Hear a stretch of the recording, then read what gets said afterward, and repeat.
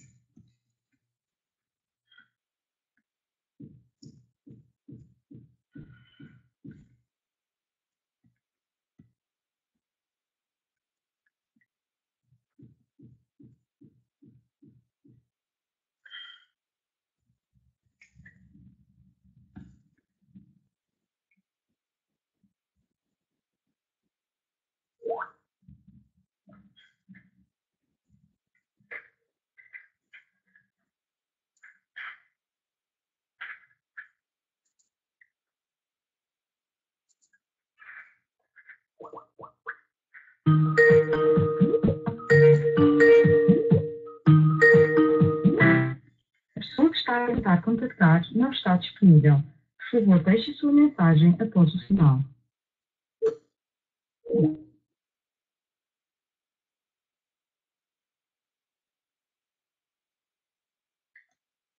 Alô?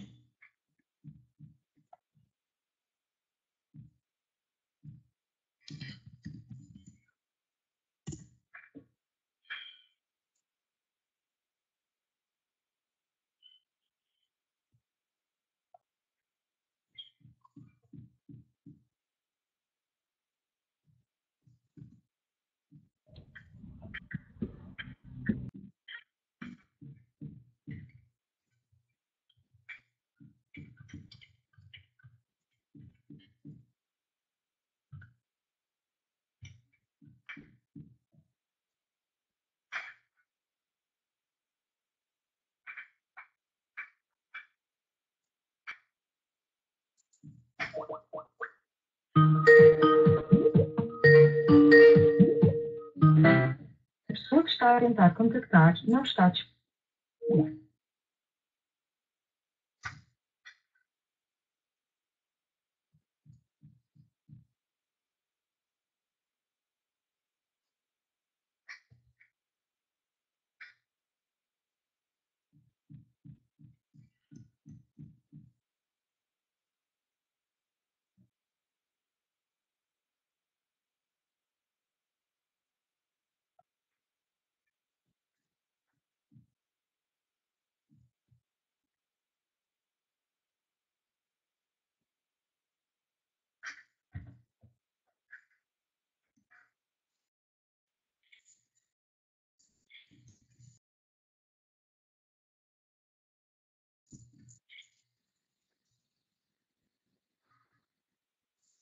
Alô?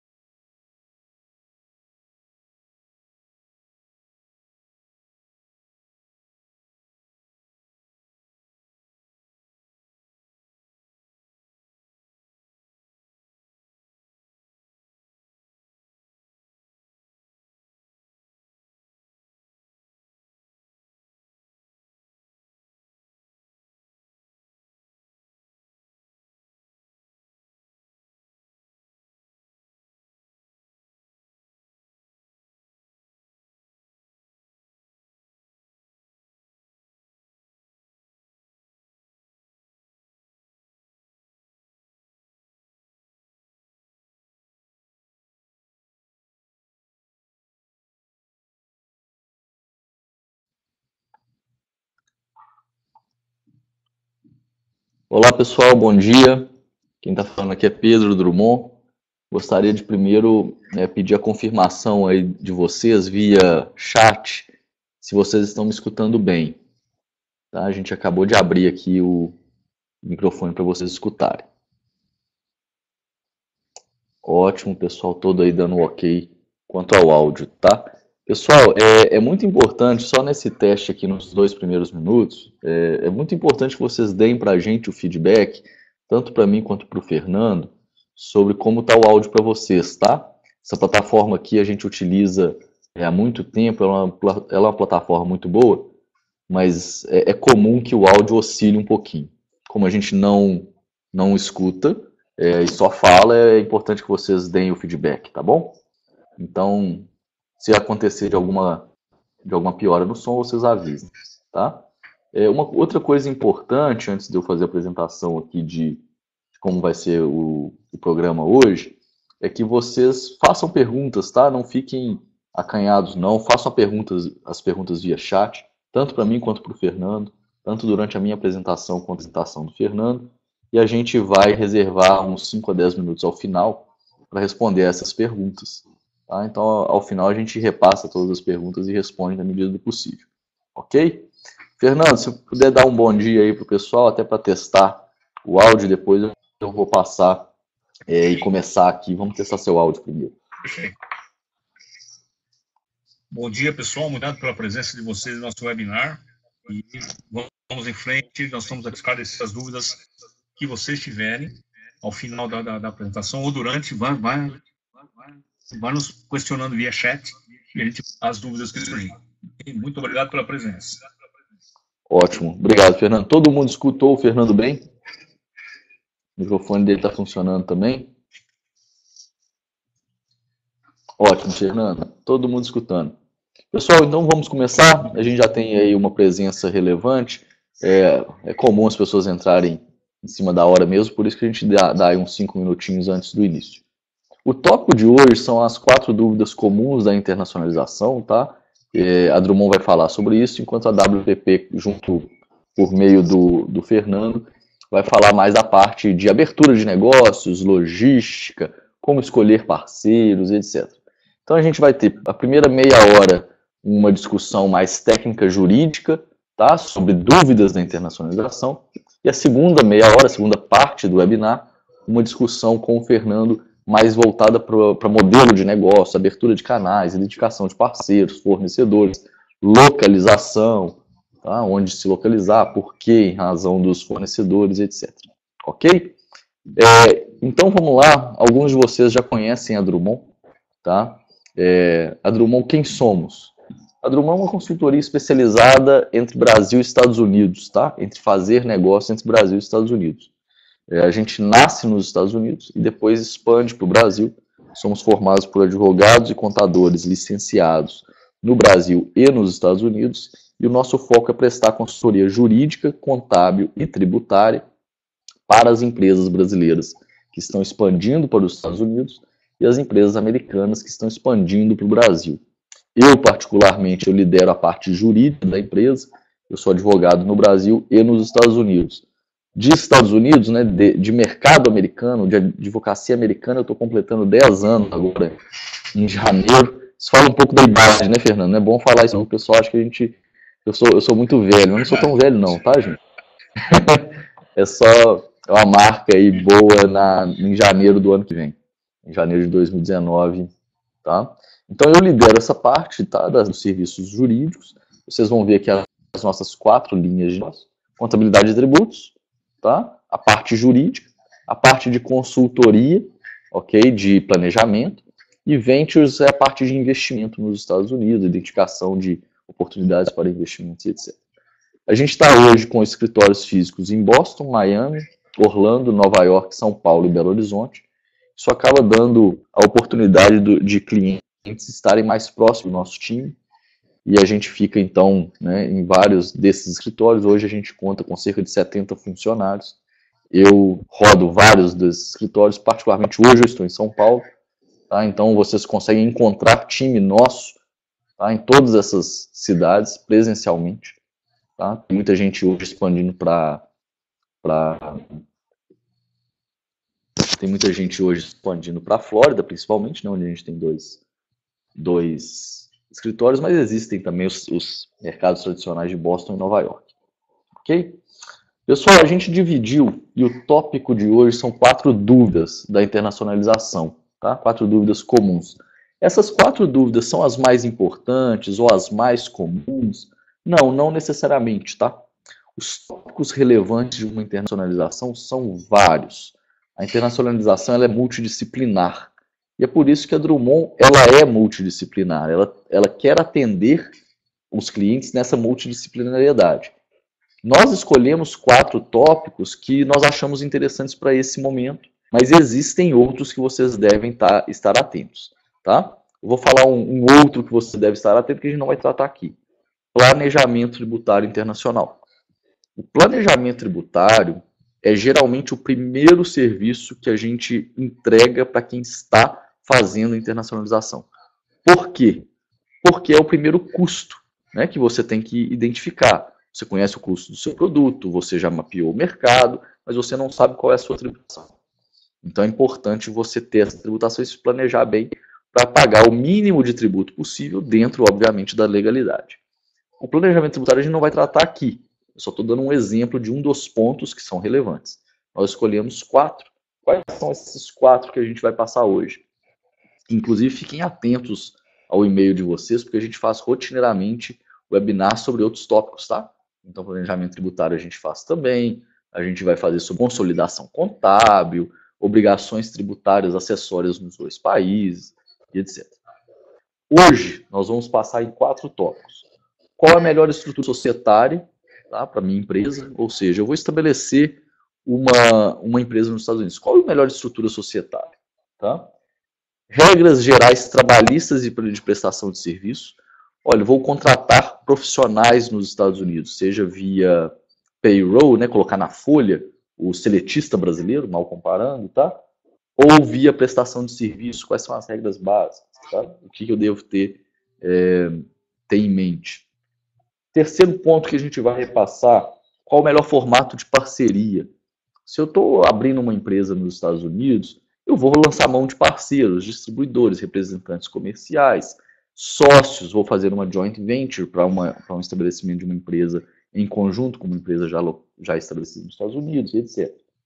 Então, qual o melhor formato de parceria e quais são os aspectos jurídicos que eu devo estar atento ao estabelecer essa parceria? E, ao final, o último ponto é o registro da marca. Tá? Como que eu vou proteger a minha marca nos Estados Unidos? Embora a proteção de marca não seja uma coisa tão que o empresário está tão atento no Brasil, nos Estados Unidos você deve estar extremamente atento à sua utilização de marca. Por quê? Porque é um mercado muito mais maduro em relação a isso. Então os competidores estarão de olho na sua utilização de marca. E não é incomum, pelo contrário, é muito normal que você receba e seja notificado sobre a utilização de uma marca que já existe, ou que conflita. Você quer evitar isso, você quer registrar sua marca, para que ninguém amanhã venha te importunar, você tem que mudar toda a sua identificação visual em razão disso. Ok? Mas a gente vai chegar lá e a gente vai falar em detalhes sobre cada um dos pontos. Bom, feita essa introdução, vamos para a primeira parte. Tá? Qual é a melhor estrutura societária para uma empresa nos Estados Unidos? Pessoal, essa resposta é a famosa resposta de advogado, professor e etc. Depende. Tá? Não tem uma forma específica para isso. Tá? É óbvio que vai depender dos seus objetivos. Tá? Aqui nós escolhemos passar por duas formas societárias mais utilizadas. Tá? A Limited Liability Company, famosa LLC, tá? E a Corporation, ok? Que você vai ver identificado como Inc. ou Corp, ou Corporation mesmo, tá? Toda vez que você estiver na frente de uma razão social como LLC, você vai estar falando da Limited Liability Company. Toda vez que você estiver numa razão social escrito Inc. ou Corp, você vai estar falando da Corporation. Deixa eu começar a explicar esses 2 conceitos usando aí paralelo brasileiro para vocês, tá? Mal comparando, a Limited Liability Company seria a limitada brasileira e a Corporation seria a SA brasileira. Não se assustem com a corporation, tá? A gente sabe que no Brasil a enorme preferência do empresariado é para a limitada, por ela ser mais simples e ela ter um custo de manutenção menor do que da corporation. Isso não é verdade para os Estados Unidos, tá? A manutenção de uma corporation nos Estados Unidos é tão barata quanto a manutenção de uma limited liability company. Você não tem vários dos requisitos brasileiros de publicação, etc, etc, etc. Então, custo de manutenção, tá? Custo de compliance em termos de arquivamentos, publicações, etc., não é um elemento que você vai levar em consideração ao escolher essas duas entidades. Ah, Pedro, por que você vai falar das duas entidades e não de outras? Existem outras? Existem. Tá? Existem diversas outras. Por exemplo, a Limited Partnership. Tá? A Limited Partnership é muito utilizada para empreendimentos imobiliários. Existem as Professional Limited Liability Companies, famosas PLLCs. O que é isso? São Limited Liability Companies que prestam serviços regulamentados. Um exemplo, a própria Drummond. A Drummond, o meu escritório de advocacia, a Drummond é uma PLLC, é uma Limited Liability Company que presta serviço regulamentado de advocacia. Tá? Então existem diversas outras subespécies aí no mercado americano. As duas mais utilizadas são, de longe, a Limited Liability Company e a Corporation. Tá? Quais são as características principais da LLC? Tá? Muito parecido com a limitada brasileira, em que a gestão é muitas vezes feita pelos próprios sócios. Tá? É uma estrutura societária mais simples, com uma governança corporativa mais direta, sem muita complexidade. Tá? Então, você vai ver a Limited Liability Company designada aí para quando você tem sócios que têm uma proximidade, uma relação mais próxima, enquanto a Corporation você vai estabelecer com fundos de investimento, sócios apenas investidores, que querem uma segregação entre gestão e investimento, entre gestão e sociedade, tá? Que crie direitos diversos entre sócios diversos, e a Corporation ela nasceu para isso, ela nasceu para uma governança mais complexa. Qual é a grande diferença e vantagem da LLC em relação à Corporation, pessoal? Essa última coluna aqui de tributação.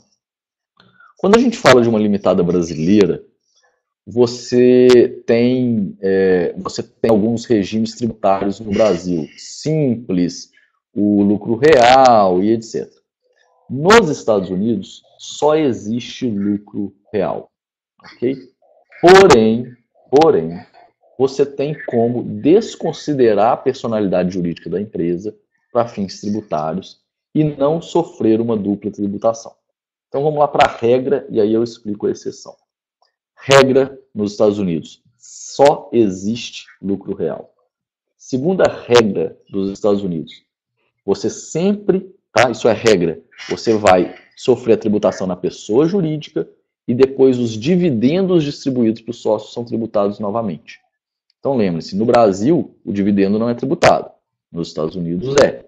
Então a pessoa jurídica paga o tributo sobre o lucro líquido que ela obteve, e quando ela distribuir para os sócios pagam novamente. A Limited Liability Company, a gente pode escolher que ela não pague essa bitributação. Então, todo o lucro ou prejuízo dela pode ser reconhecido diretamente na pessoa física dos sócios. Ok? Então, a Limited Liability Company, ela me dá a oportunidade tributária de desconsiderá-la para fins tributários.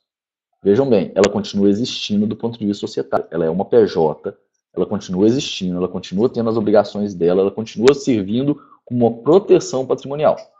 Ocorre que, para fins tributários, eu posso eleger que ela não exista para fins tributários, ok? E todo o resultado dela seja tributado diretamente na pessoa física do sócio. É essa a grande vantagem da LLC, ok? Essa vantagem é sempre utilizada? Você sempre lança a mão dela? Não. Às vezes vale a pena, às vezes não vale. Ok? Quero apenas chamar a atenção para isso aí. Vamos lá no Corporation, tá? Corporation, ela é geralmente utilizada para empreendimentos com maior complexidade de governança, tá? Eu vou ter diversos sócios, um sócio investidor, eu vou dar Stock Compensation Plan para os meus executivos e etc. aí é melhor você ter uma corporation, porque ela nasceu para essa segregação entre gestão e propriedade das ações. Tá? Então, ela tem um conselho de administração, que é o Board of Directors. Tá? Esse Board of Directors supervisiona a diretoria, que são os officers. Ela é muito parecida com a SA. Tá? Então, para empreendimento, se você está aí, principalmente, hoje em dia a gente faz muito para as empresas de tecnologia. Né? As empresas de tecnologia brasileiras expandindo para os Estados Unidos, elas estão captando investidores americanos. Né? Esses investidores americanos, às vezes, entram com ações preferenciais, às vezes eles entram com um assento no board, né, no conselho, às vezes eles pedem o estabelecimento de um programa de stock compensation, né, de plano de opção de ação. Então, a corporation ela é muito mais estruturada e muito mais capacitada para entregar esse tipo de complexidade societária. Tá? Diferentemente da LLC, eu não posso eleger a corporation como unidade que a gente chama de disregarded, né, desconsiderada para fins tributários. A corporation sempre vai ser tributada primeiro na pessoa da pessoa jurídica, né, primeiro sobre o lucro líquido, e depois, quando distribuir para os sócios, paga-se também. Sempre, ok? Sempre. A LLC, às vezes sim, às vezes não. Ok? Pessoal, essas são as características principais, tá? Das duas estruturas societárias mais utilizadas. Não tem receita de bolo, tá? Você tem que sempre sentar, analisar os seus objetivos, analisar as suas características, e então escolher entre essas duas empresas, tá? Essas escolhas geralmente são feitas junto com o planejamento tributário, tá? Porque no planejamento tributário é que você vai ver qual das duas faz mais sentido para os seus objetivos. Ok? Se tiverem dúvidas sobre isso aí, podem me escrever aqui que depois a gente passa lá ao final. Ok? Vamos para o próximo tópico, pessoal, que são as parcerias. Tá? Ok, já entendi qual é o tipo de entidade que eu vou estabelecer. Estabeleci, agora a gente está começando a fazer negócio nos Estados Unidos. Obviamente que eu preciso, então, começar a abrir meus canais, né, fazer parceiros, vender e etc. Quais são aí os mais comuns, tá? Que a gente vê e a gente assessora aqui, é o mais comum de vocês estarem atuando aí. Primeiro, distribuição e representação comercial, tá? Não tem muita diferença em termos do que vocês conhecem para o Brasil. O distribuidor compra e revende, tá? O representante comercial fecha negócio em seu nome. Tá? É importante vocês conhecerem a diferença, obviamente, tá? Diferença tributária também, e o controle das suas margens. Né? Quando você trabalha com um distribuidor, quem controla a margem é o distribuidor, em regra. Ele compra e ele vende. Tá? Na representação comercial, ou contrato de agência, né, chamado Agency Agreement nos Estados Unidos, aquele parceiro ele só intermedia os negócios, enquanto você faz a entrega, recebe o pagamento e etc. Importante, se você está exportando do Brasil para os Estados Unidos, existe uma diferença importantíssima de tributação. Quando você exporta para um distribuidor, a Receita Federal brasileira, o que ela vê é uma compra e venda entre distribuidor americano e fornecedor brasileiro. Fornecedor brasileiro é a sua empresa. Quando você trabalha com um representante comercial, você tem um triângulo. Você tem o fornecedor brasileiro, que é a sua empresa. Você tem o comprador americano. E você tem um prestador de serviço americano, que é o seu representante. Esse seu prestador de serviço americano, que é seu representante, ele está prestando um serviço. E você, sua empresa brasileira, está importando esse serviço. A importação de serviços no Brasil, ela é altamente tributada, tá? Chega aí a uma tributação de 40 e poucos %. Então é bom que você estruture isso de forma adequada. Sempre eu tenho que trabalhar com distribuição para evitar isso? Não. Você pode estabelecer uma empresa nos Estados Unidos e ser distribuidor do seu próprio produto. Você pode estabelecer uma empresa nos Estados Unidos e ser representante comercial do seu próprio produto. Você pode estabelecer uma empresa nos Estados Unidos, ser distribuidor do seu próprio produto e contratar representantes comerciais dentro dos Estados Unidos para aquele produto que você está distribuindo da sua própria empresa brasileira. Então, existem diversas formas de estruturar isso, tá? De forma que seja eficiente do ponto de vista comercial e eficiente do ponto de vista tributário. Ok? Vamos para o próximo slide aqui. Lógico, também tem a parceria de prestação de serviços, tá? Que a gente vai falar lá mais na frente. E joint venture. Pessoal, o que é joint venture? As pessoas falam assim, eu vou fazer uma joint venture com fulano. Eu estabeleci uma joint venture com ciclano. Joint venture, como o próprio nome diz, é qualquer empreendimento conjunto. Tá? Ele não tem uma formatação jurídica por si só. Tá? Ele é uma união de esforços que vocês vão formatar isso da forma como vocês bem entendem. Pode ser uma prestação conjunta de serviço, pode ser uma integração de componentes, pode ser pesquisa e desenvolvimento. Veja, eu posso ser um desenvolvedor de um software que eu contratei um distribuidor do meu software nos Estados Unidos. Tá? Ele está fazendo a distribuição do meu software. Ok? Está fazendo a revenda dele nos Estados Unidos. Ocorre que, em paralelo a isso, eu também desenvolvi com ele uma forma de desenvolvimento, de pesquisa e desenvolvimento e melhoria desse software em conjunto. Então eu tenho, numa relação, a distribuição. Numa outra relação, pesquisa e desenvolvimento conjunto. Eu tenho uma joint venture com ele nesse caso. Ok? Então pensem dessa forma, porque o parceiro, às vezes, ele é muito útil, é muito válido você ter um desenvolvimento comum de aspectos do seu negócio com o parceiro local. Tá bom? E aí, obviamente, o último ponto aqui de parceria é uma fusão ou aquisição ou participação societária. É lógico que entrar nos Estados Unidos do zero demora mais tempo, né? Você estabelecendo um negócio do começo.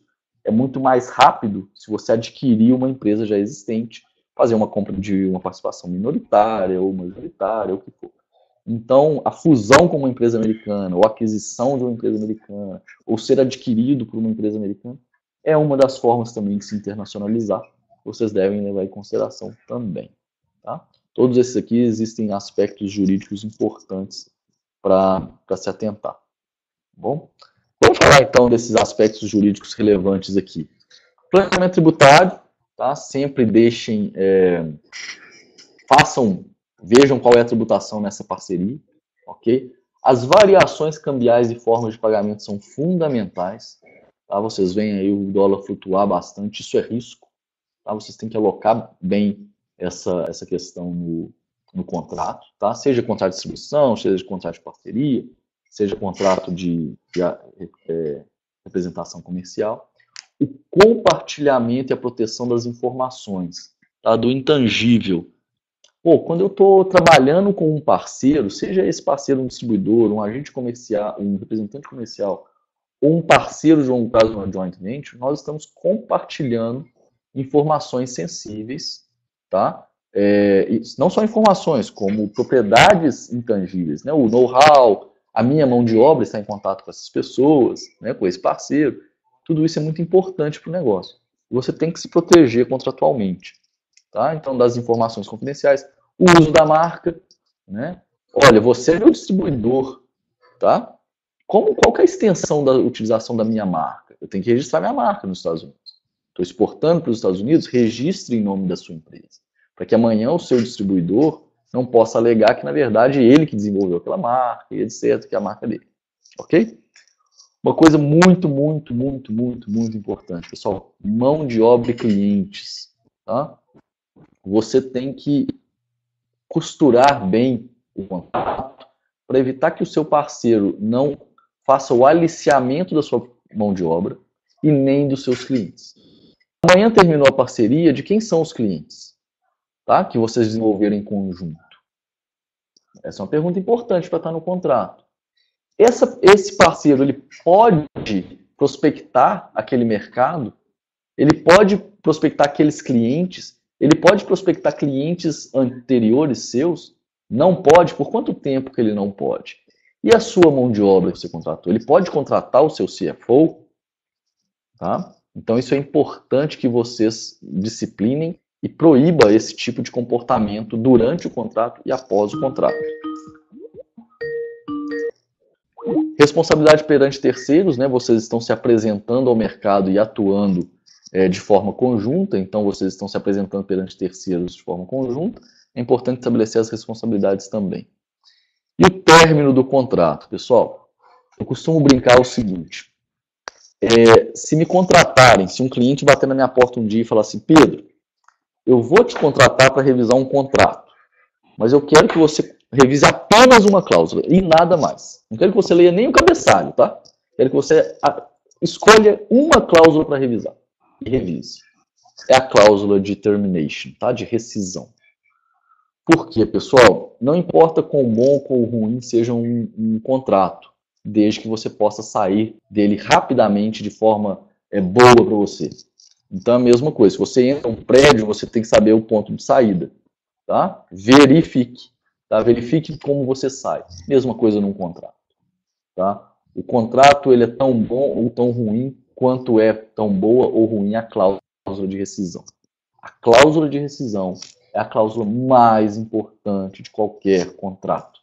Se eu fosse escolher nessa hipótese de um cliente contratar apenas para uma cláusula, certamente eu falaria para o meu cliente, eu preciso revisar a cláusula de rescisão.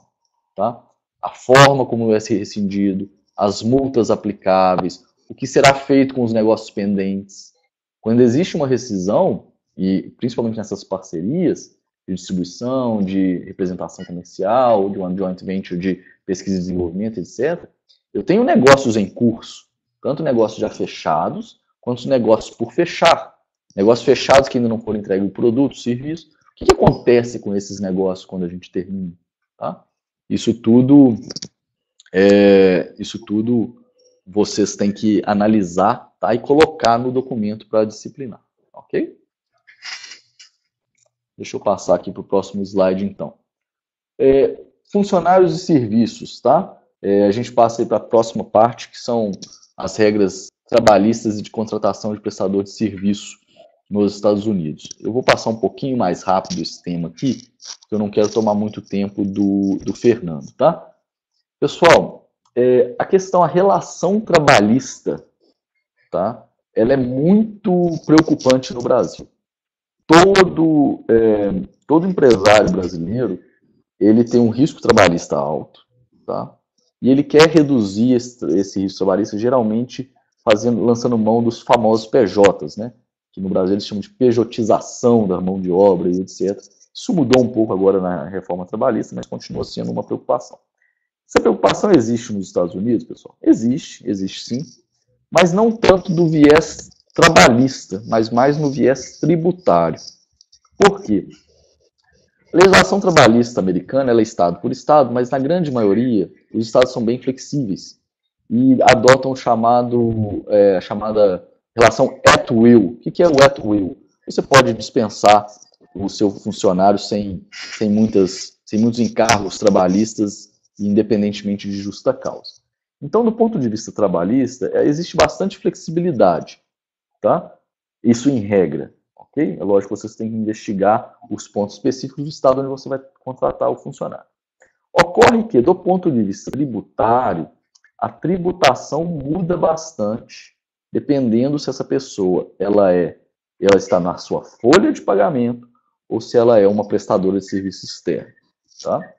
Então, a categorização desse profissional como funcionário ou prestador de serviço externo, ela é muito mais uma questão tributária do que trabalhista em si, tá? E aí é o governo federal que vai estar de olho em você, ok? Então, quando você for contratar, saiba, pergunte-se primeiro qual é a relação que você tem aí. Regra de ouro, se você controla a forma pela qual o serviço é prestado, essa pessoa muito provavelmente se enquadra como um empregado, tá? Vamos supor, ele tem exclusividade e você controla a forma, ok? Tá? Se você não controla a forma, em regra, essa pessoa vai ser um prestador de serviço externo. Vou te dar um exemplo. Quando você contrata um advogado, um contador, você chega para ele e fala, olha, eu quero esse contrato feito. Se ele trabalhou meia-noite ou às 6 da manhã, se ele trabalhou, qual a forma que ele adotou para trabalhar isso, se ele pesquisou aqui ou ali, isso tanto faz para você. Você quer o resultado daquele trabalho. Então você não controla a forma, ele é um prestador de serviço externo. Agora, se você dita a forma, o dia a dia do trabalho dele, tá? de um funcionário seu, essa pessoa vai se enquadrar como funcionário. Ok? Então, tá claro aí para vocês? Essa é a regra de ouro. Existem outros pequenos detalhes aí. E aí isso vai impactar na forma na forma de tributação. Importante, tenha sempre um contrato escrito. Ok? Nem seja uma oferta de trabalho. Nos Estados Unidos não precisa ter muita formalidade na contratação. Um offer letter para um funcionário funciona, mas deixe isso por escrito, tá? É sempre bom. Quando estiver contratando prestadores de serviço, né? Verifique as licenças, se tem seguro, junto a conselhos e etc. Busca a referência normal, assim como você faria no Brasil. Okay? Contratação de terceiros. Mesma preocupação que você deve ter, só que mudando um pouquinho, tá? Quando você está fazendo uma parceria. Tá? Saiba de quem é o resultado do produto. Coisas importantes, verifique a utilização, tá? Das informações, da imagem e desse trabalho, do empregador e etc. Tá? Recentemente eu tive um caso interessante aqui de funcionários que estavam fazendo, né, trabalhos externos em conferências e etc. e questionaram a utilização da própria imagem vinculada à empresa. Né? Estavam numa conferência, dando palestra em nome da empresa e tudo. Foi resolvido e a gente colocou isso em contrato. Ok? Aqui, pessoal, antes de eu passar para a marca, e não vou tomar muito seu tempo não, tá, Fernando? Já estou engolindo 2 minutos aí do seu tempo. Deixa eu só apresentar esse diagrama aqui, que ele é um pouco a consolidação da forma do operacional. Tá? Quando o cliente primeiro conversa comigo sobre a internacionalização, ele me pergunta quando internacionalizar e por que internacionalizar? Eu digo, olha, quando é geralmente quando o seu cliente pede, né? Você vai sentir a necessidade de seguir o seu cliente. Você vai ver o mercado te pedindo isso. Tá? Agora, por que e para que internacionalizar? Existem diversas respostas, depende do seu business. Tá? Mas, em todas as hipóteses, você vai estar ganhando flexibilidade. Tá? Seja qual for o seu plano de negócio, seja qual for o seu plano de ataque desse mercado americano, ou mercado exterior em geral, você vai ganhar flexibilidade. Tá? E esse quadro aqui, esse slide, ele ficou um pouquinho desformatado aqui. Quando a gente passa para a plataforma, ele desformatou um pouquinho. Mas, basicamente, ele mostra Brasil e Estados Unidos, ok? Empresa brasileira de um lado e a empresa brasileira no exterior. Aqui o seu parceiro no exterior, tá? Do lado, deixa eu ver se eu consigo pintar isso aqui. Acho que não. Só um minutinho aqui.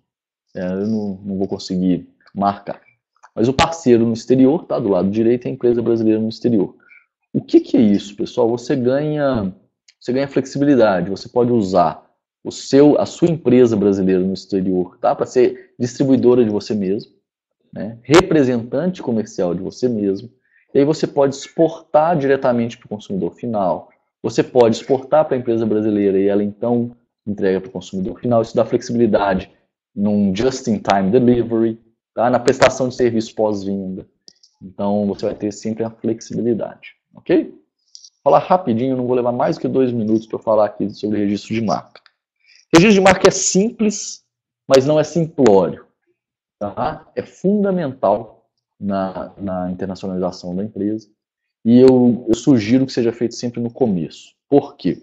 Porque você vai gastar no desenvolvimento de um novo mercado. Vai gastar em marketing, em desenvolvimento visual e etc. Se você fizer todo esse gasto para depois receber uma notificação de um terceiro dizendo que sua marca conflita com a marca registrada dele, você tem que desfazer isso tudo, você já perdeu dinheiro, você frustrou os seus consumidores, você teve que refazer toda a sua identidade visual, que é uma perda de dinheiro, tá? E de imagem para sua empresa muito grande. Então, registrem desde o começo. Tá? A preparação de um registro de marca é rápido, cerca de 15 dias, 20 dias no máximo, você já está pronto para fazer o pedido. E ele vai demorar aí cerca de 9 meses para ser analisado pelo USPTO, e deferido, tá? Então, só que a sua proteção está desde o momento que você fez o pedido, ok? Tem duas formas de registrar. Registro daquela marca que já está sendo utilizada. Eu já exporto para os Estados Unidos. Minha marca já está no Walmart. O seu registro é o Act to Use. Você já está usando. Eu ainda não vou usar. Aliás, eu ainda não uso, mas eu vou usar no curto prazo. Já estou em negociação com o Walmart. Eu vou exportar. Fazemos, então, o registro no Intent to Use. Ok? Uma informação para vocês aí que vendem produto e querem estar na Amazon. A Amazon não aceita produtos sem registro da marca. Então, isso é uma das implicações práticas aí de registrar a marca, tá bom? Então, lembrem-se, fundamental, façam desde o começo, dentro do registro, tá? Isso a gente faz e outros prestadores de serviço fazem também. Você faz uma pesquisa prévia, né? A gente não vai lá e manda um pedido de marca. A gente pesquisa antes e te fala, olha, tem potencial conflito, não tem potencial conflito. E aí, se vai existir mesmo conflito ou não, é só com o registro em si. Registrou, você é dono da marca, presunção absoluta de propriedade, de direito de utilização. Você está protegido para empreender nos Estados Unidos, vender seu produto, seu serviço, tá bom?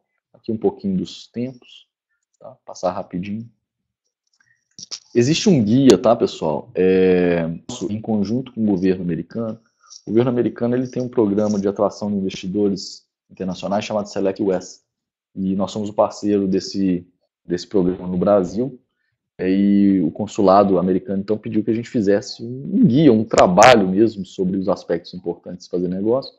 Esse guia está no nosso site, tá? goglobal.drummondadvisors.com.br. Vocês podem baixar, tá? Esse guia é muito mais completo do que essa apresentação, é muito bacana. Baixem o guia lá, que fica, vocês vão ter mais informações. Aqui está o meu contato, a gente vai voltar com esse slide lá na frente na hora das perguntas e respostas. Podem me enviar perguntas, sugestões, tá? Fiquem à vontade. Se a gente não puder repassar todas as perguntas ou não tiver tempo aqui, entre em contato via e-mail. No site também tem outros contatos e etc. Eu sei que é rápido, tá? Não quero tomar muito tempo do Fernando. A gente vai mandar os slides por e-mail também, tá? O Josimar falou lá e estamos à disposição também para conversar com cada um de vocês mais para frente aí, na disponibilidade de vocês, tanto via e-mail, pode entrar em contato comigo, com a equipe de comunicação, tranquilo, tá bom? Fernando, os últimos 2 minutinhos, 5 minutos, eu dei aqui um sprint para te dar o tempo necessário, desculpa roubar o tempo aí, desculpa a você e ao pessoal, né, que vai ficar com menos tempo aí do que você, mas fica à vontade, tá bom? A palavra é toda sua, meu amigo. Fique tranquilo, Pedro. Muito obrigado. Pessoal, de essa brilhante apresentação do Pedro, eu gostaria de falar um pouquinho da nossa empresa, que é parceira da Drummond. Nós somos a WPP, eu e meu sócio, que mora nos Estados Unidos, nós trabalhamos a vida inteira na área de logística empresarial, trazendo empresas para o Brasil, trazendo empresas para os Estados Unidos, e aí nós resolvemos simplesmente criar uma empresa para focar nesse assunto devido à grande melhora que teve a economia americana nos últimos anos, né? Então, nossa missão é dar suporte para empresas que queiram se instalar nos Estados Unidos. Nós temos base aqui, equipes multidisciplinares para atender o que vocês precisarem nesse processo de relocação. Então, mostrando para vocês o que eu estava dizendo, né? O excelente desempenho da economia americana, né? Com a redução de alíquota dos impostos, resultando uma enxurrada de investimento em empresas estrangeiras e em próprias empresas americanas para a economia americana, né? Você tem hoje, eu estava lendo recentemente, ao mês passado foram criados 300 mil novos empregos nos Estados Unidos. Tá? No Brasil foram 20 mil. Então, é uma muito grande na economia, você ter redução de desemprego, começa a gerar dinheiro, começa a gerar novas oportunidades para todo mundo. Tá? Então, as nossas funções, né, com a nossa equipe lá nos Estados Unidos, a gente faz basicamente uma análise de mercado. Será que o seu produto tem mercado nos Estados Unidos? Essa é uma análise que a gente faz com especialistas do seu segmento. Aí nós fazemos um business plan, quer dizer, o planejamento de negócio. Então, quanto eu vou investir, o que eu preciso, qual vai ser o meu foco. Em seguida, nós fazemos um estudo de localização do site. Por exemplo, um cliente nosso de fabricação de sorvetes. Nós fizemos uma análise com um especialista e nós chegamos à conclusão que o Wisconsin, nos Estados Unidos, é o estado que que centraliza a produção de sorvetes lá, porque é muito barato. Então, você vê a sorveteira concentrada, a Universidade de Wisconsin até cursos de mestrado na produção de sorvetes. São coisas inimagináveis em termos de Brasil. E aí, em termos de logística, né, a gente faz localização de sites, é que eu devo colocar minha planta ou o meu centro de distribuição para melhor atender ao meu mercado, né? Fazemos também a parte de seleção de pessoal, desenvolvimento de clientes fornecedores, orientamos para a parte de financiamento, como é que deve ser o procedimento, isso com o suporte da Drummond, muitas vezes, regulamento de permissão da operação e consultoria. Então, nós temos, Fernando, esse é o nosso mecanismo de interface. Fernando, posso te interromper só para ilustrar um pouquinho aí desse seu slide sobre adaptação de produto e etc. É importantíssimo isso que você está falando. Eu vou dar um exemplo aqui. Primeiro, a curiosidade da questão do sorvete, né? É um mercado não óbvio, né? O Wisconsin, pouca gente iria pensar. Então, é importante essa análise que vocês fazem. Deixa eu só dar uma história real aqui, que aconteceu há mais ou menos uns 5 anos atrás. Um cliente nosso, eles produziam, um cliente brasileiro, produzia aquelas barras de cereais, sabe? Barra de cereal muito boa no Brasil, um dos líderes de mercado, etc. Internacionalizado, nós fizemos toda a parte tributária, jurídica, etc. E a empresa não estava indo muito bem, sabe, Fernando? Não estava vendendo direito e tal. E um dia, conversando com eles, eu estava com eles na sede em São Paulo, batendo um papo sobre a operação americana. Eles falaram assim: olha, agora a gente engrenou. Sabe o que era? Eles falaram brincando comigo. Sabe o que era, Pedro? A nossa barrinha de cereal, na prateleira de um supermercado americano, ela é muito boa, mas ela sumia no meio daquele tanto de produto. Por quê? Porque a nossa barrinha era muito pequena. E o padrão do produto americano é muito grande. E a variedade de produtos numa prateleira americana de supermercado era infinitamente maior do que a que existia no Brasil. Então o produto deles era muito pequeno, visualmente pequeno, fora do padrão que o consumidor estava acostumado, e também visualmente na prateleira, aquele tamanho não se sobressaía. E então era uma adaptação de produto que eles precisaram fazer, tá? Que eles não sabiam de antemão, que fizeram e depois a coisa foi para frente. Então, pessoal, lembrem-se o seguinte: o fato de você ser bem-sucedido no Brasil não quer dizer que você será bem-sucedido nos Estados Unidos. É preciso adaptar. É óbvio que você sai de uma base muito boa, mas é preciso adaptar ao gosto do americano, a forma de se fazer negócio nos Estados Unidos, a forma de se apresentar ao americano e etc. Né? Desculpa aí, Fernando, te interromper, só queria ilustrar com um fato, um exemplo real aí do dia a dia. Muito boa a tua ilustração, e inclusive nessa parte nós tivemos que refazer algumas embalagens, em função, quando nós fizemos análise de mercado, nós vimos que as embalagens brasileiras, elas não iam se sobressair nos Estados Unidos. Nós refizemos toda a embalagem, entrou no planejamento de negócio e na análise de mercado. Eu queria falar para vocês, esse é um case de sucesso nosso, né? Um empreendedor brasileiro, que é Sorvete Art Cream, está estabelecido nos Estados Unidos, um empreendedor que ele queria fazer um negócio nos Estados Unidos e se mudar para lá. Né?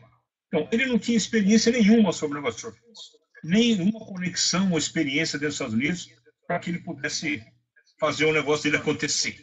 Certo? Então, ele nos contatou. O que nós fizemos?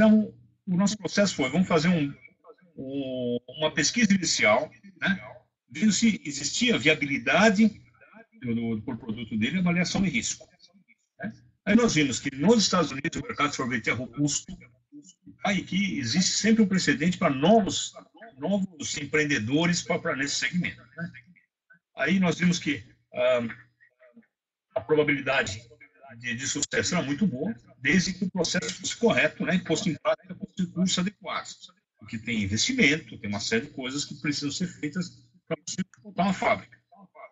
Aí fizemos um business plan, tá, que detalhou o caminho a ser seguido, os riscos potenciais. O cliente aprovou, nós colocamos o plano em ação. Tá? Aí nós contratamos os principais especialistas em sorvetes dos Estados Unidos. Gente que saiu da Ben & Jerry's, da Häagen-Dazs, né? E também quando contactamos as universidades especialistas individuais para que dessem um apoio para a gente na configuração do produto. Né? Aí nós identificamos todos os aspectos, né, avaliados, quantificados, com plano de ação, com cronogramas, expectativa de custo e receita. O nosso investidor garantiu os recursos, né? E nós, na primeira fase, nós subcontratamos a produção para que ele não tivesse um investimento grande em maquinário. Então, ele começou a fazer... existem empresas que fazem essa subcontratação, você manda a sua forma, as suas embalagens, e essa empresa fabrica. E aí, fizemos uma estratégia de marketing. Hoje, ele está fornecendo para as grandes redes de varejo americano. Está fornecendo para o Walmart, está apresentando uma série dessas grandes redes, garantindo a sobrevivência da empresa, e já está prevendo comprar maquinário no próximo ano para ter sua própria produção. Eu coloquei aqui um depoimento dele, onde ele disse que nós ajudamos a realizar o sonho antigo de ter uma empresa nos Estados Unidos, né? Fizemos um negócio viável. Fernando, deixa eu só te interromper. Fernando, deixa eu só te interromper um minutinho. Tem uma pessoa, o Alessandro relatou que está dando eco aí na sua fala, então só muda um pouquinho o microfone para ver se melhora. Não está acontecendo aqui do meu lado não, tá? Mas é só para você, às vezes, mudar um pouquinho aí. Mas pode seguir, por favor. Então, perfeito. Não, esse é o último slide, onde mostramos o depoimento do presidente da empresa, onde agradece a nossa dedicação para poder realizar esse sonho dele.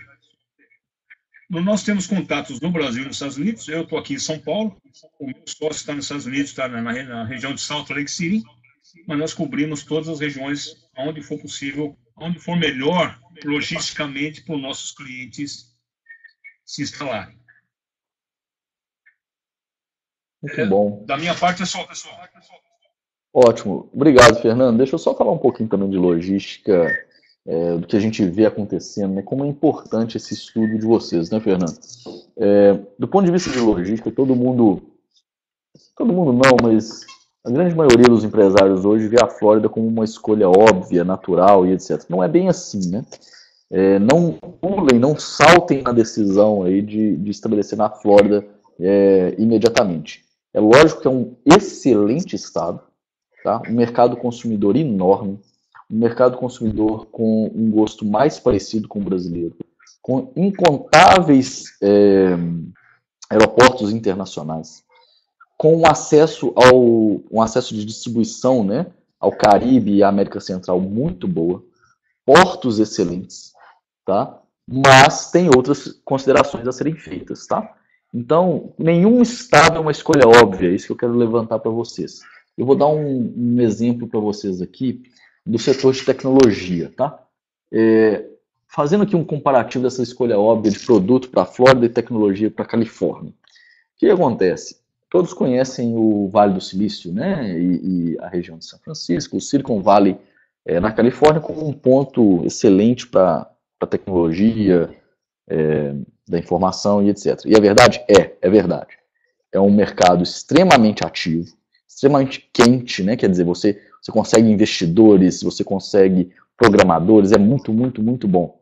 É uma escolha óbvia? Não necessariamente. Tem prós e contras. Tá? Então, vou apenas jogar aqui a título de provocação para vocês raciocinarem. E eu falo, olha, quer ir para o Silicon Valley? Ótimo. Já comparou o custo de mão de obra do Silicon Valley? Os nossos clientes têm uma dificuldade de retenção profissional enorme no Silicon Valley. É difícil contratar, tá? E é difícil manter os profissionais contratados, porque os profissionais pulam muito, migram muito de empresa para empresa.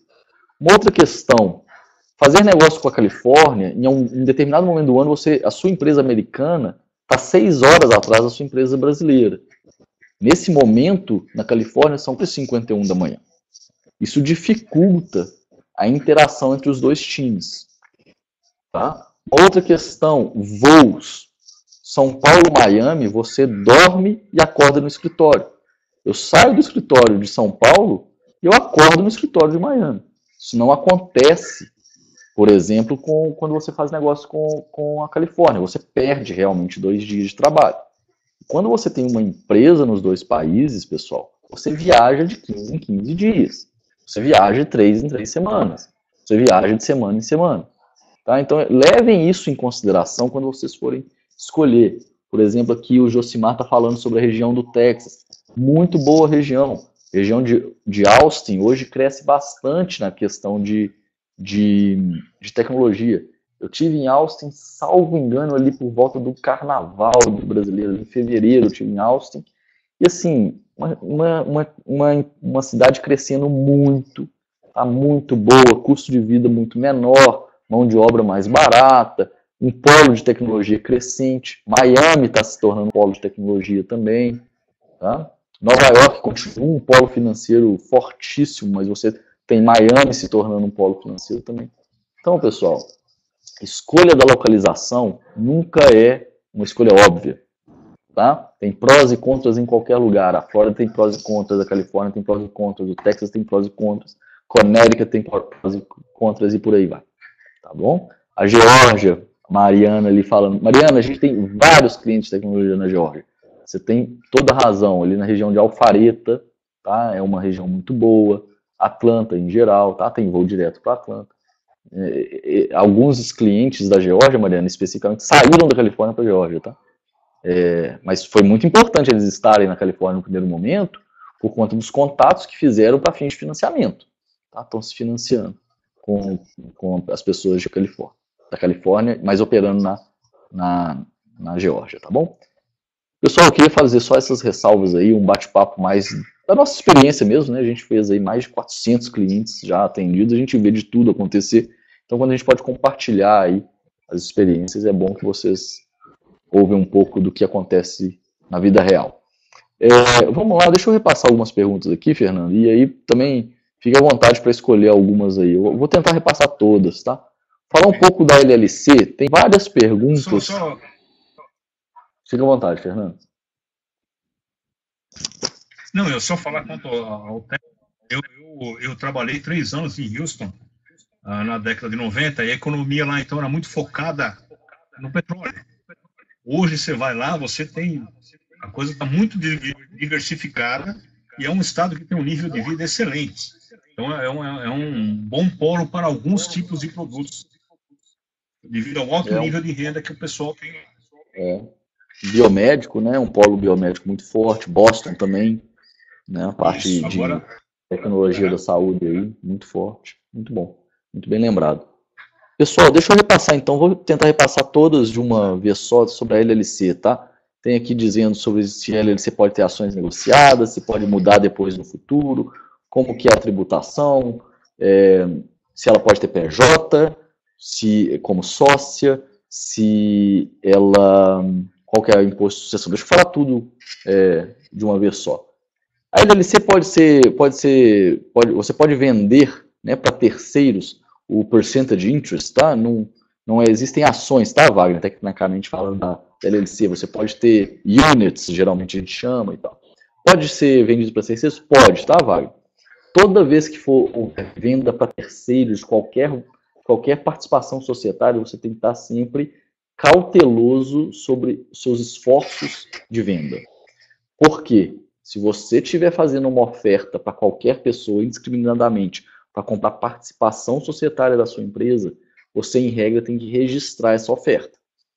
Então, a regulamentação de ofertas de valores mobiliários nos Estados Unidos, o que é um valor mobiliário? Uma ação, um unit de uma LLC, etc. Você está flertando com a regulamentação de valores imobiliários, que ela é muito dura, muito forte. Então, fique atento para quem você vende. Tem diversas formas de fazer essa oferta. Oferta privada, então apenas para seus conhecidos. Oferta para pessoas qualificadas, como bancos de investimento, pessoas com uma renda e um patrimônio elevado, que são chamados accredited investors, e etc. Então, seja cauteloso quando você for qualquer oferta para terceiros. Tá? Você tem que ver quem são essas pessoas, qual é a modalidade de oferta que você está fazendo, quais são os meios de utilização, e etc. Ok? Sobre a LLC, pode ter uma PJ como sócia? Pode. Eu fiz o exemplo da pessoa física, mas pode ter uma PJ em cima da LLC. E essa PJ acima da LLC, por sua vez, pode ser uma LLC, que você, por sua vez, também trata ela como disregarded. E assim infinitamente para cima. Tá? Isso tudo vai depender do planejamento tributário. Eu posso ter uma Corp em cima de uma LLC. Eu posso ter uma empresa brasileira, uma limitada brasileira em cima da LLC. Eu posso ter uma SA brasileira em cima da LLC. Nada impede, tá? Você pode ter sim, não tem problema nenhum. Como é que é imposto de sucessão? Pessoal, sucessão, tá, de não residentes fiscais americanos nos Estados Unidos. Um não residente fiscal americano nos Estados Unidos, ele sofre uma tributação sobre os ativos americanos de até 40%. Então, se você é dono de uma LLC na pessoa física, quando você falece, o que o seu herdeiro vai herdar? Cotas de uma LLC ou ações de uma corporation. Essas cotas de uma LLC e as ações de uma corporation, elas são o quê? São ativos americanos. Sobre esses ativos americanos vai incidir uma tributação de cerca de 40%. Por isso que é importante o planejamento tributário, porque às vezes você vai colocar estruturas para mitigar esse risco. Tá? Muito comum, compra de imóvel nos Estados Unidos. Coloca-se dentro de uma LLC, e aí a LLC tem uma sócia estrangeira para mitigar esse tipo de problema. Tá? Então, quem fez a pergunta aqui foi a Anete. Anete, é importante sim o planejamento tributário para saber quem são os sócios. Tá? E deixa eu só aprofundar um pouquinho, Anete, pode ser um pouco das dúvidas de vocês e de outras pessoas aí. No planejamento tributário, o que a gente faz principalmente é estruturar como é que vai ser a linha de sócios, tá? E onde essas empresas, esses indivíduos estarão exatamente para mitigar esse tipo de ocorrência, tá bom? Então a gente não falou aqui no detalhe, porque como eu disse, nós falamos de 4 aspectos, mas o aspecto do planejamento tributário aborda isso aí, exatamente essa sua preocupação, tá bom? Deixa eu ver aqui. Pode mudar no futuro? Pode, tá? Nada impede de eu ter uma LLC e depois converter em corporation e vice-versa. Ter uma corporation e depois converter em LLC. No Brasil, essa conversão é chamada de transformação. O nome técnico da operação societária é de transformação. Então, se você estiver falando com um advogado brasileiro, ele vai te falar sobre transformar uma limitada em SA. Nos Estados Unidos, o termo é de conversão. Conversion, você converte de LLC para corporation e vice-versa. Tá bom? Deixa eu passar, então, para o grupo de perguntas de marca, no último minuto aqui. E desculpa se eu não consegui cobrir tudo aí, para não tomar o tempo de vocês além do planejado. Marcas. A pesquisa de marca pode ser feita na internet? Pode, tá? Está disponível. O site é do USPTO. USPTO.gov, salvo engano, tá bom? Mas é um site muito bom, muito intuitivo, tá disponível a pesquisa. Você apenas, eu acho que é o Josimar, deixa eu ver quem perguntou, não, foi o José Leutério. José, tenha apenas cuidado nessa pesquisa, porque, de novo, a pesquisa não é tão óbvia, tá? Pode existir conflito fonético, existem várias formas de potencial conflito. A pesquisa está disponível, mas a análise da pesquisa ela tem que ser mais cuidadosa, porque às vezes você não vai localizar um potencial conflito e ele existe, por exemplo, na fonética. Tá? É importante que você veja dessa forma. A NET também, a NET tem muito boas perguntas, a NET. A pergunta da NET é a seguinte: já tenho a marca registrada nos Estados Unidos em nome da empresa do Brasil. Como fica a utilização da marca pela empresa que será criada nos Estados Unidos? Ótima pergunta, Anete. E aí eu já vou esclarecer um ponto que você levantou. Eu posso pegar a minha empresa brasileira, a limitada brasileira, e registrar, e ela ser a dona de um registro nos Estados Unidos? Pode. É exatamente o que a ANET tem. Tá? Então a empresa é a limitada brasileira. Só que a dúvida da ANET vai um passo além. Agora, eu estabeleci minha empresa nos Estados Unidos. Como que eu faço com esse registro? Como que eu faço essa utilização? A ANET, você tem duas possibilidades. Você pode fazer a cessão desse registro para a empresa americana, um procedimento no USPTO. Você vai lá e cede, e aí a empresa americana passa a ser a dona. Ou você pode manter essa marca com propriedade brasileira. Se você mantiver como propriedade da empresa brasileira, lembre-se que a sua empresa americana vai estar utilizando a marca brasileira. Ou seja, a empresa americana está usando uma propriedade da brasileira. Essa utilização dessa propriedade tem que ser remunerada, porque afinal de contas a Receita Federal brasileira quer que a sua empresa brasileira tenha receita para que ela possa tributar. Então a sua empresa americana, a rigor, tem que pagar royalties para a brasileira pela utilização dessa marca. Tá? Aí você pode pensar, pô, Pedro, mas eu não quero isso. Ficar criando custo na empresa americana, fazendo câmbio para lá e para cá. ANET, não se precipite. Por quê? Porque o pagamento de royalties entre essas duas empresas pode ser uma importante ferramenta de planejamento tributário. Pode ser uma importante ferramenta de redução da base de cálculo tributária nos Estados Unidos e aumento das suas receitas no Brasil. Ou vice-versa. A gente pode fazer a cessão para a americana e a brasileira pagar royalties para a americana. Tudo vai depender do seu fluxo de caixa, de onde que você quer alocar essas receitas. É óbvio que não pode ser de forma arbitrária. As duas receitas federais vão estar olhando a transação. Mas o pagamento de royalties entre elas pode ser uma importante ferramenta aí de planejamento tributário. Ok? E de fluxo de caixa. De gerenciamento de fluxo de caixa. Ok? Deixa eu ver aqui. Tem algumas questões aqui. Rodrigo, pode me mandar essa pergunta aqui que eu vou passar para você, o pessoal dos filings, tá? E eles fazem os filings para vocês. Rodrigo Fraga. Deixa eu voltar aqui, o pessoal está pedindo seu contato aqui, ó. Contato da WPP, tá bom? Pessoal, tudo isso será disponibilizado online, tá? E e-mail vão ser enviados para vocês, tá?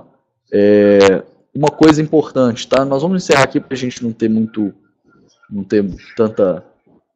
pegar tanto tempo de vocês. Tá aqui o contato do Fernando, tá? Eu vou deixar um pouquinho para vocês aí.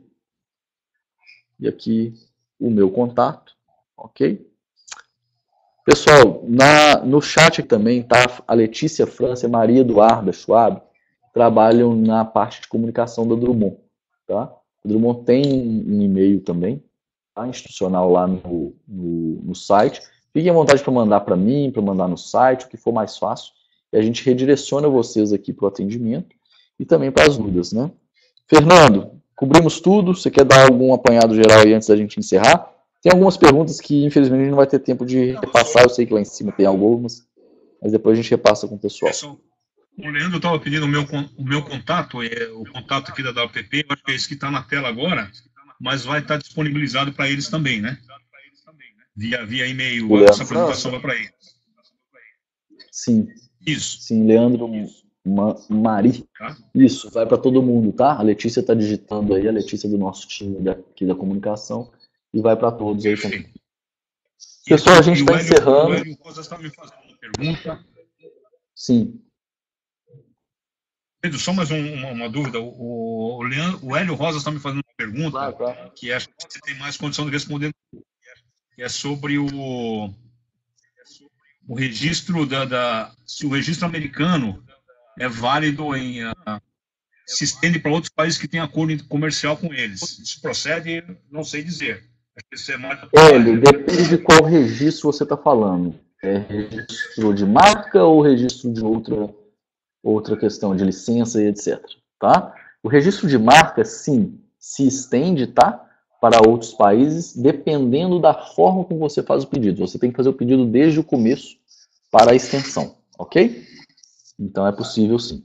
Tá bom, Hélio? Uma coisa que o registro no Brasil não ocorre, nos Unidos ocorre sim. Tá bom?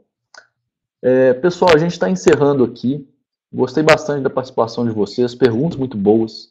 Isso é importante ter uma audiência aí que conhece, que está interessada, perguntas boas.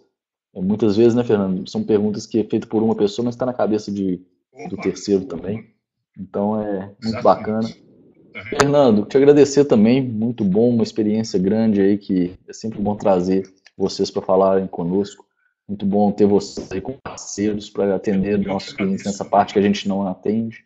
Muito bom. Muito obrigado. Agradeço ao Frank também pelo tempo de vocês. Eu te agradeço a oportunidade de estar com vocês aí e a todo mundo que esteve presente ao nosso webinar. Que bom, que bom. Agradecer também a Letícia, a França e a Maria Eduarda, que fazem um trabalho de bastidores que as pessoas não veem, né? Mas que é muito importante. Eu sempre gosto de falar aí sobre elas para todo mundo saber. Pessoal, muito obrigado pela participação. Eu espero que a gente tenha sido útil. Tomara que os negócios de vocês sejam bem sucedidos aí, tá bom? Muito obrigado, pessoal. Tenham boa terça-feira. Um abraço a todos. Obrigado. Obrigado, Fernando. Um abraço. Obrigado, Pedro. Até mais. Abraço.